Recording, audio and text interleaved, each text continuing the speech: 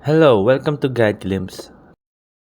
Team asked to install game again. Well, in today's video, I'm gonna teach you what will you do if the Steam asks you to install the game again. So, for example, right here, so I haven't encountered that problem yet, but my friend has. So what he did was this. So if you ever had this team told you to install the game again, but you already have it downloaded in your PC, just right click on the game that you downloaded and then click on properties. After clicking on properties, go to install files. Then after clicking on install file, click on verify integrity of game files. After that, there you go. Just wait. And then there you go. It will show successful validated. So if that doesn't work, the next thing you need to do is just restart the Steam itself. So to restart it, just go here, or button here, then right click on Steam, then click exit on Steam.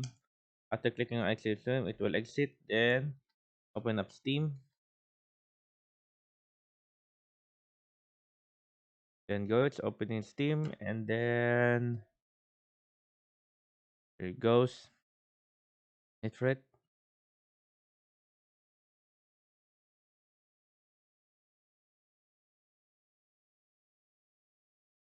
and there.